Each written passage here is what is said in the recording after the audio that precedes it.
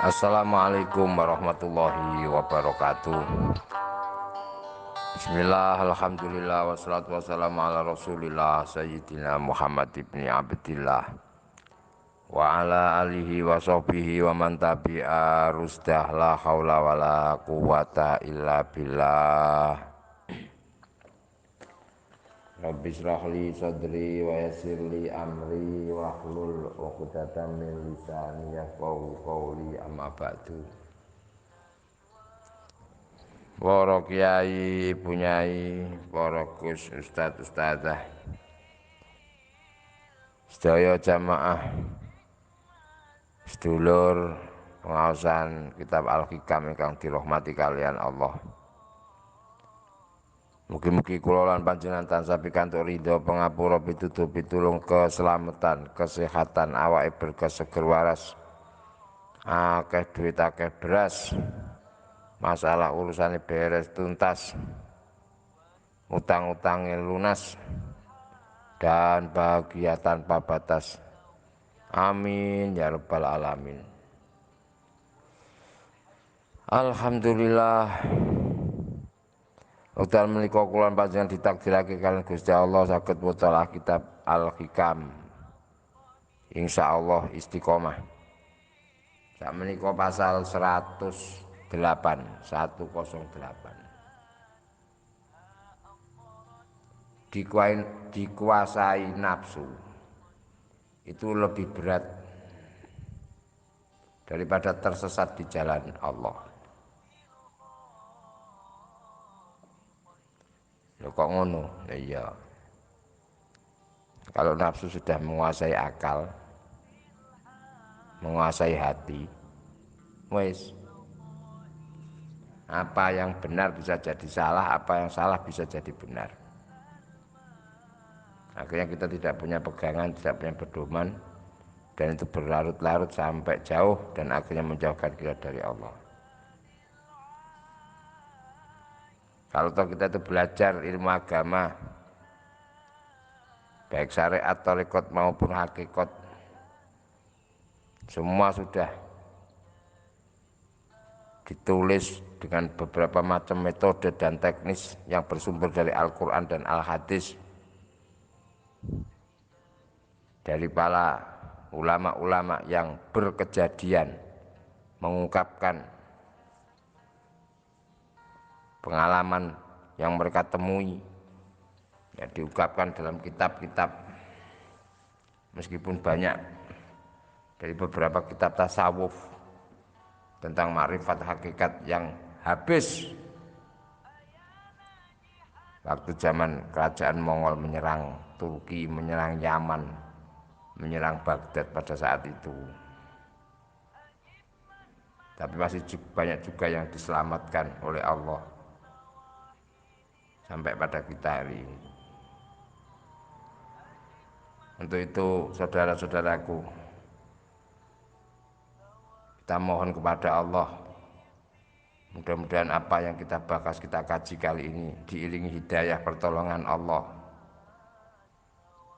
menjadikan kita paham dan bisa mengamalkannya menjadi ilmu yang barokah, manfaat dunia sampai akhirat. Amin ya rabbal alamin. Bismillahirrahmanirrahim. La yukhafu, ora den kuwatirake aleka ing atase sira apa antal ta bisa yen to blawur sapa sira atur ka ing pira-pira dalan. Aleka ing atase sira. Tidak perlu dikhawatirkan. Kuatir salah, kuatir ngene.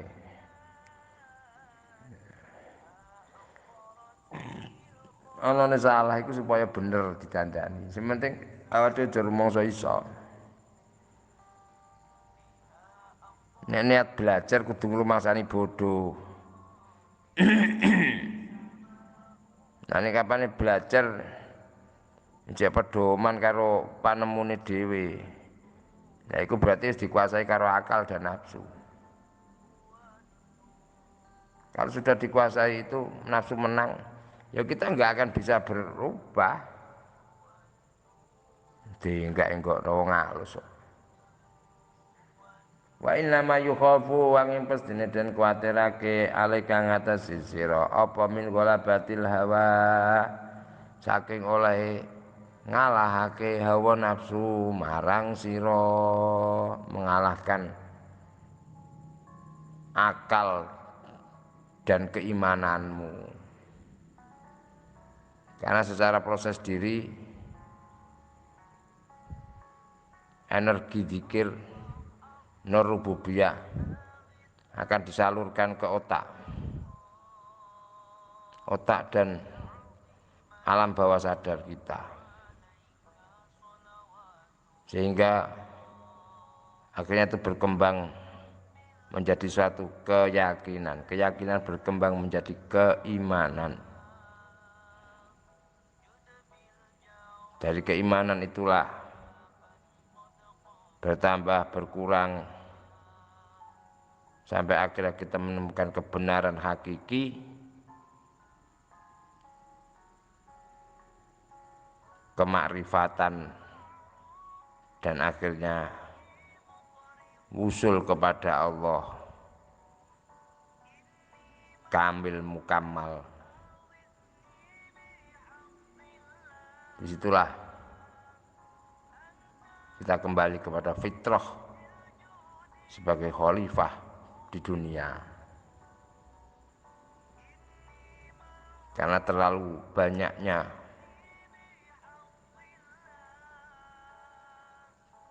kejadian silih bergantinya keadaan yang kita lihat, kita dengar, sehingga kita sulit menemukan kebenaran yang hakiki. Nurani kita tertutup, mata hati kita buta, sehingga perlu proses untuk membukanya kembali sehingga berfungsi sebagaimana mestinya, sehingga naluriah kita yang berjalan. Naluri berjalan tanpa ada yang memaksa, tanpa ada yang menyuruh. Seperti lapar yang kita rasakan. Kita lapar nggak ada yang nyuruh. Lapar pergi juga nggak ada yang mengantar. Datang dengan sendirinya, pergi dengan sendirinya. Itu naluri. Bagaimana kita meningkatkan kualitas ibadah kita kepada Allah, tidak dengan dasar kehendak, tidak dasar rasa, tapi sudah naluri manusia. Naluri berkaitan dengan unsur 4 unsur yang melekat dalam diri manusia. Sifatnya air, sifatnya tanah, sifatnya air, sifatnya angin, dan sifatnya api. Bagaimana 4 itu nanti bisa berkolaborasi, melebur jadi satu. Ambil yang baik, tinggalkan yang jelek. Disitulah pedoman syariat.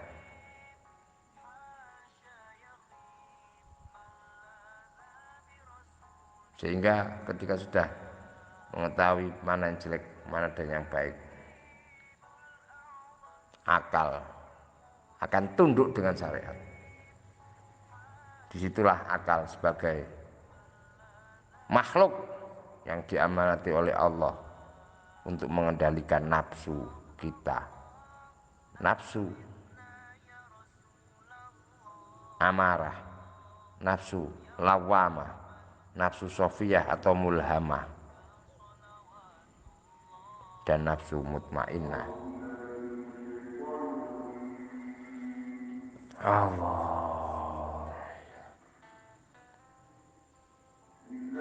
Jadi kita tidak perlu khawatir apabila kita mau suluk, mau belajar dan berusaha mendekatkan diri kepada Allah. dengan pedoman-pedoman yang sudah muktabaroh, yang sudah teruji kebenarannya. Jangan goyang dengan macam-macamnya informasi bid'ah, informasi sesat, informasi dan sebagainya. Mereka sendiri yang menyuarakan, itulah maling, teriak maling.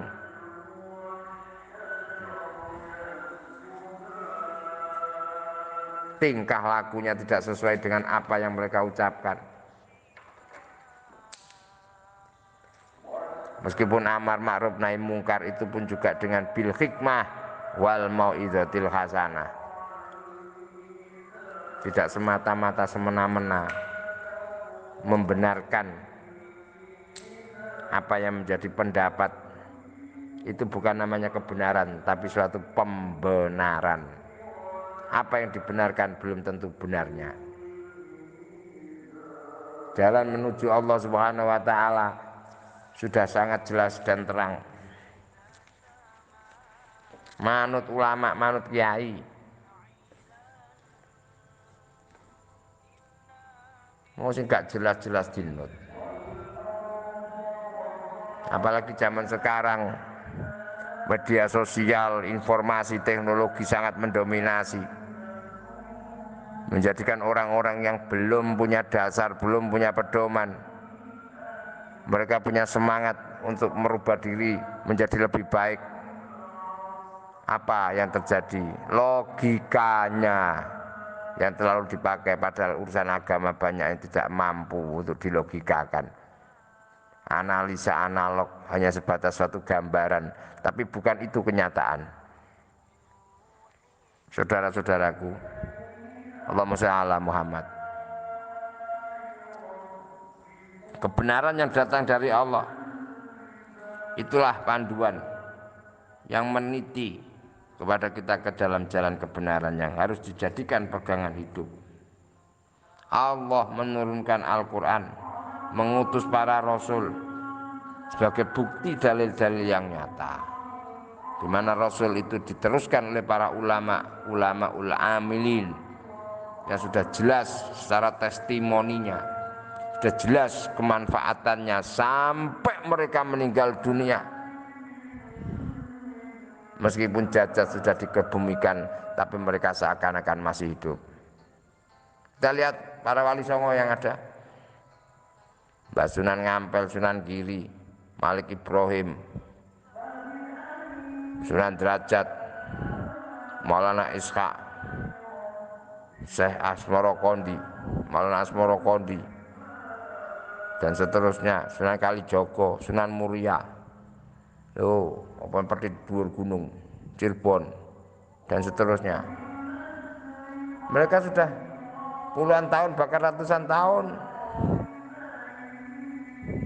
dikebumikan, tapi seakan-akan beliau-beliau itu masih hidup, masih bisa menghidupi, kayak sepertinya menghidupi orang-orang yang ada di sekeliling. Coba di Sunan Muria, tidak ada makomnya Sunan Muria di sana, nggak ada orang jualan di situ.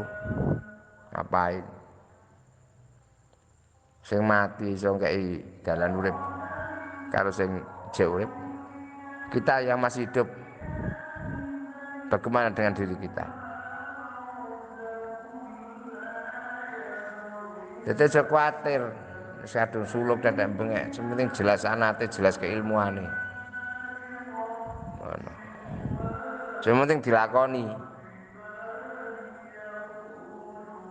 Jangan sampai nafsu mengendalikan dan menguasai kita, menguasai akal dan keimanan kita, sehingga kita tidak akan sampai ke jalan kemakrifatan dan wusul kepada Allah, tidak akan menemukan kebenaran yang hakiki. Hidup, waktu selalu berjalan tanpa ada poin-poin kebenaran yang kita bawa ketika kita sudah menghadap kepada Allah Subhanahu wa taala. Apa yang kita pertanggungjawabkan? Allahumma sholli ala Muhammad. Kesempatan kita kali ini Marilah kita gunakan sebaik-baiknya. Kesempatan tidak datang dua kali, saudaraku. Masa yang sudah lewat tidak akan kembali lagi. Hari ini tidak akan kembali lagi. Dia akan terus berlalu sejalan dengan pergantian waktu. Untuk itu kajian ini mudah-mudahan membangunkan tidur kelalaian kita. Sudah cukup kita tidur, mari kita bangun dan bangkit. Tapi dalam sebuah kitab dijelaskan, ada seorang yang bertanya kepada Abi Qasim, ma balu ulama'i zamanina la yata'idun nas.